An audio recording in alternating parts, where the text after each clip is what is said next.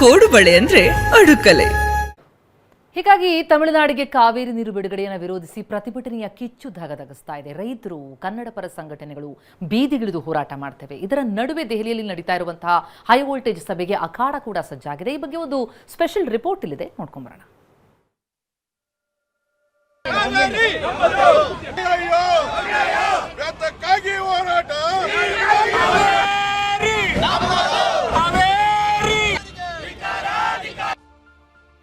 ದೆಹಲಿಯಲ್ಲಿ ಇಂದು ಕಾವೇರಿ ನೀರು ನಿರ್ವಹಣಾ ಪ್ರಾಧಿಕಾರ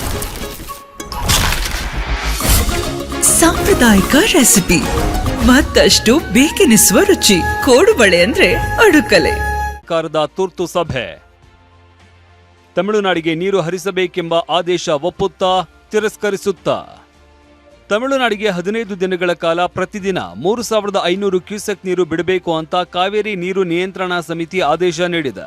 ಇದು ರಾಜ್ಯದ ರೈತ ಸಮುದಾಯ ಸಿಡಿದೇಳುವಂತೆ ಮಾಡಿದೆ. ಕನ್ನಡ ಪರ ಸಂಘಟನೆಗಳು ಬೀದಿಗಿಳಿದು ಹೋರಾಟ ಮಾಡ್ತಾ ಇವೆ. ಪ್ರತಿಭಟನೆ ತೀವ್ರ ಸ್ವರೂಪ ಪಡೆದಿರುವ ನಡುವೆ ಇವತ್ತು ಕಾವೇರಿ ನೀರು ನಿರ್ವಹಣಾ ಪ್ರಾಧಿಕಾರ ಮಧ್ಯಾಹ್ನ ತುರ್ತು ಸಭೆ ಕರೆದಿದೆ. ದೆಹಲಿಯಲ್ಲಿ ಮಧ್ಯಾಹ್ನ 2:30ಕ್ಕೆ ಸಭೆ ನಡೆಯಲಿದ್ದು, ರಾಜ್ಯಕ್ಕೆ ಸಿಹಿ ಸುದ್ದಿ ಸಿಗುತ್ತಾ ಇಲ್ಲ ಕಹಿ ಸುದ್ದಿ ಸಿಗುತ್ತಾ ಅನ್ನೋ ಪ್ರಶ್ನೆ ಎದ್ದಿದೆ. ಕರ್ನಾಟಕದ ಪಾಲಿಗೆ ಸಿಹಿಯೋ ಕಹಿಯೋ ಎಲ್ಲರ ಚಿತ್ತ CWMA ಸಭೆಯತ್ತ. ದೆಹಲಿಯಲ್ಲಿ ಇಂದು ಕಾವೇರಿ ನೀರು ನಿರ್ವಹಣಾ ಪ್ರಾಧಿಕಾರ ಕರೆದಿರುವ ತುರ್ತು ಸಭೆ ಭಾರಿ ಮಹತ್ವ ಪಡೆದುಕೊಂಡಿದೆ. ಕಾವೇರಿ ನೀರು ನಿಯಂತ್ರಣ ಸಮಿತಿ ನೀಡಿರುವ ನಿರ್ದೇಶನಕ್ಕೆ ವ್ಯತಿರಿಕ್ತವಾದ ಸೂಚನೆ ಬರುತ್ತಾ ಅಥವಾ ತಮಿಳುನಾಡಿಗೆ ನೀರು ಹರಿಸಬೇಕು ಎಂಬ ಆದೇಶವನ್ನ ಕಾವೇರಿ ನೀರು ನಿರ್ವಹಣಾ ಪ್ರಾಧಿಕಾರ ಅಂಗೀಕರಿಸುತ್ತಾ ಅನ್ನೋದು ಸಾಕಷ್ಟು ಕುತೂಹಲಕ್ಕೆ ಕಾರಣವಾಗಿದೆ. ಇಂದು CWMA ಮುಂದೆ ಪ್ರಬಲ ವಾದ ಮಂಡಿಸಲು ಸಜ್ಜು. ಕಾವೇರಿ ನಿರ್ವಹಣಾ ಪ್ರಾಧಿಕಾರದ ಮುಂದೆ ಮೇಲ್ಮನವಿಗೆ ಸಿದ್ಧತೆ. ಕಾವೇರಿ ನೀರು ನಿಯಂತ್ರಣ ಸಮಿತಿ ಆದೇಶದ ವಿರುದ್ಧ ಮೇಲ್ಮನವಿ ಸಲ್ಲಿಸಲು ರಾಜ್ಯ ಸರ್ಕಾರ ನಿರ್ಧರಿಸಿದೆ. ಮಳೆ ಕೊರತೆಯಿಂದ ಕಾವೇರಿ ಕೊಳ್ಳದ ಜಲಾಶಯದಲ್ಲಿ ನೀರು ಕಡಿಮೆಯಾಗಿದೆ. ಹೀಗಾಗಿ ತಮಿಳುನಾಡಿಗೆ ನೀರು ಬಿಡಲು ಸಾಧ್ಯವಿಲ್ಲ ಎಂದು ಇವತ್ತು ಪ್ರಾಧಿಕಾರದ ಮುಂದೆ ಪ್ರಬಲ ವಾದ ಮಂಡಿಸಲು ಸಜ್ಜಾಗಿದೆ. ಮೇಲ್ಮನವಿ ಸಲ್ಲಿಸುವ ಸಂಬಂಧ ಅಡ್ವೊಕೇಟ್ ಜನರಲ್, ಕಾನೂನು ತಜ್ಞರು ಹಾಗೂ ಅಧಿಕಾರಿಗಳ ಜೊತೆ ಸಭೆ ನಡೆಸಲಾಗಿದೆ. ಈ ಬಗ್ಗೆ ದೆಹಲಿಯಲ್ಲಿ ನಿನ್ನೆ CM DK ಶಿವಕುಮಾರ್ ಮಾಹಿತಿ ನೀಡಿದ್ರು.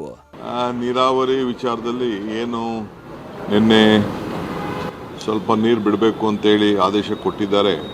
ನಮಗಿನ್ನ ವರ್ಣ ಕೃಪೆ ತೋರಿಸಿಲ್ಲ.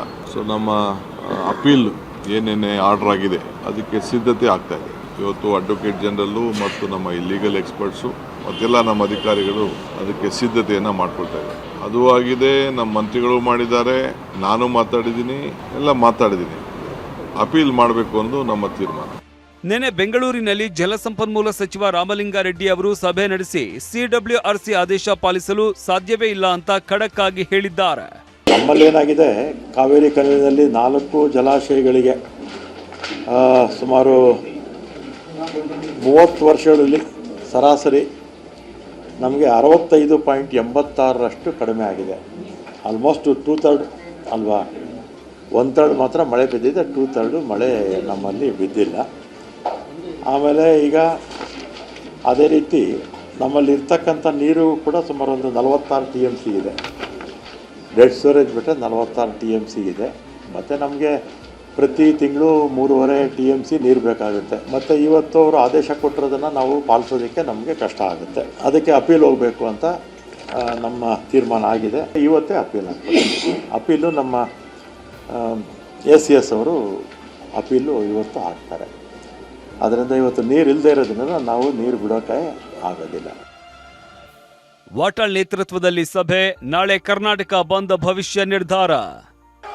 ತಮಿಳುನಾಡಿಗೆ ಕಾವೇರಿ ನೀರು ಬಿಡುಗಡೆಗೆ ವಿರೋಧಿಸಿ ಕರ್ನಾಟಕ ಬಂದ್ ಭವಿಷ್ಯ ನಾಳೆ ನಿರ್ಧಾರವಾಗಲಿದೆ. ಕನ್ನಡ ಸಂಘಟನೆಗಳು ನಾಳೆ ಬೆಳಿಗ್ಗೆ 11 ಗಂಟೆಗೆ ಬೆಂಗಳೂರಿನ ವುಡ್ಲ್ಯಾಂಡ್ಸ್ ಹೋಟೆಲ್ನಲ್ಲಿ ಹೈ ವೋಲ್ಟೇಜ್ ಸಭೆ ಕರೆದಿವೆ. ಕನ್ನಡ ಒಕ್ಕೂಟದ ಪ್ರಮುಖ ನಾಯಕರಾದ ವಾಟಾಳ್ ನಾಗರಾಜ್ ಹಾಗೂ ಸಾರಾ ಗೋವಿಂದು ನೇತೃತ್ವದಲ್ಲಿ ಈ ಸಭೆ ನಡೆಯಲಿದ್ದು, ಸಭೆಯ ಬಳಿಕ ಕರ್ನಾಟಕ ಬಂದ್ನ ಅಧಿಕೃತ ದಿನಾಂಕವನ್ನ ಘೋಷಿಸಲಾಗುತ್ತದೆ. ವುಡ್ಲ್ಯಾಂಡ್ಸ್ ಹೋಟೆಲ್ನಲ್ಲಿ ಸಭೆ, ಅಲ್ಲಿ ನಾವೆಲ್ಲರೂ ಸೇರ್ತೀವಿ. ಅಲ್ಲಿ ಎಲ್ಲ ರೀತಿ ನಿರ್ಣಯವನ್ನು ತಗೊಳ್ತೀವಿ. ಭಾರಿ ಹೋರಾಟ, ಭಾರಿ ಚಳುವಳಿ, ಅಖಂಡ ಕರ್ನಾಟಕ ಬಂದ್ ಮಾಡೋದಕ್ಕೆ ತೀರ್ಮಾನ ತಗೊಳ್ತೀವಿ. ರಾಜ್ಯದ ಜನ ರೆಡಿಯಾಗಿರಬೇಕು. ಇನ್ನೊಂದೆಡೆ ಕರವೇ ಅಧ್ಯಕ್ಷ ನಾರಾಯಣಗೌಡ ಪದೇ ಪದೇ ಕರ್ನಾಟಕ ರಾಜ್ಯ ಬಂದ್ ಮಾಡೋದು ಸರಿಯಲ್ಲ, ಬಂದ್ ಹೊರತಾಗಿಯೂ ಹೋರಾಟದ ಹಲವು ಮಾದರಿ ಇದೆ ಅಂತ ಹೇಳಿದ್ದಾರೆ. ಕರ್ನಾಟಕದ ಬಂದಿನ ವಿಚಾರದಲ್ಲಿ ನನಗೆ ನಂಬಿಕೆ ಇಲ್ಲ. ಪದೇ ಪದೇ ಕರ್ನಾಟಕ ಬಂದ್ ಅಂತ ಹೇಳಿ ಅಲ್ಲೆಲ್ಲೋ ಮಾತಾಡಿ ಮನೆ ಸೇರ್ಕೊಂಡ್ಬಿಟ್ರೆ ಕರ್ನಾಟಕ ಬಂದ್ ಆಗಲ್ಲ. ಹಾಗಾಗಿ ಪ್ರತಿಭಟನೆಗೆ ಅನೇಕ ಮಾರ್ಗಗಳಿದ್ದಾವೆ. ಹಾಗಾಗಿ ಆ ಮಾರ್ಗದಲ್ಲಿ ಪ್ರತಿಭಟನೆಯನ್ನು ಮಾಡಬೇಕಾಗುತ್ತೆ. ಇಡೀ ರಾಜ್ಯವನ್ನು ಎಚ್ಚರಿಸಬೇಕಾಗುತ್ತೆ, ಜಾಗೃತಿ ಮೂಡಿಸಬೇಕಾಗುತ್ತೆ. ಬಂದ್ ಅನ್ನೋದು ಅದು ಬ್ರಹ್ಮಾಸ್ತ್ರ, ಕೊನೆಯ ಅಸ್ತ್ರವಾಗಬೇಕು. ಹೋರಾಟ ಪ್ರತಿಭಟನೆಗಳ ನಡುವೆ ಆಗಸ್ಟ್ 3ನೇ ತಾರೀಕು ತಮಿಳುನಾಡು ಸಿಎಂ ವಿಜಯ್ ಬೆಂಗಳೂರಿಗೆ ಬರ್ತಾ ಇದ್ದಾರೆ. ಕಾವೇರಿ ನೀರು ಹಂಚಿಕೆ ಕುರಿತು ದ್ವಿಪಕ್ಷೀಯ ಮಾತುಕತೆಗೆ ಆಹ್ವಾನಿಸಲಾಗಿದೆ. ಆದರೆ ಇದನ್ನ ಕನ್ನಡ ಸಂಘಟನೆಗಳು ವಿರೋಧಿಸಿದ್ರೆ ಸಿಎಂ ಡಿಕೆ ಶಿವಕುಮಾರ್ ಮಾತ್ರ ಅತಿಥಿಗಳನ್ನ ಗೌರವಿಸುವುದು ನಮ್ಮ ಕರ್ತವ್ಯ ಅಂತ ಸಮರ್ಥಿಸಿಕೊಂಡಿದ್ದಾರೆ. ಈ ಮಧ್ಯದಲ್ಲಿ ತಮಿಳುನಾಡು ಚೀಫ್ ಮಿನಿಸ್ಟರ್ ಕೂಡ ಬಂದು ಮಾತಾಡಲಿಕ್ಕೆ, ಕೆಲವು ವಿಚಾರಗಳನ್ನ ಮಾತಾಡಲಿಕ್ಕೆ ಇಂಗಿತವನ್ನು ವ್ಯಕ್ತಪಡಿಸಿದ್ದಾರೆ. ನಾವು ಕೂಡ ಗೌರವದಿಂದ ಅವರಿಗೆ ನೋಡಬೇಕಾದ್ದು ನಮ್ಮ ಕರ್ತವ್ಯ. ಆಯ್ತು ಬನ್ನಿ ಅಂತ ನಾನು ಹೇಳಿದ್ದೇನೆ. ರಾಜ್ಯದ ಕಾವೇರಿ ಜಲ ಪ್ರದೇಶದ ಕೂಡ ನೀವು ನೋಡಿ ಅಂತ ಕೂಡ ಒಂದು ರಿಕ್ವೆಸ್ಟ್ ಮಾಡಿದ್ದೇನೆ. ಅದಕ್ಕೆಲ್ಲ ವೀಕ್ಷಣೆ ಮಾಡಲಿಕ್ಕೆ ಹೆಲಿಕಾಪ್ಟರ್ ವ್ಯವಸ್ಥೆ ಎಲ್ಲ ಮಾಡ್ತೀನಿ ಅಂತ ಕೂಡ ಹೇಳಿದ್ದೇನೆ.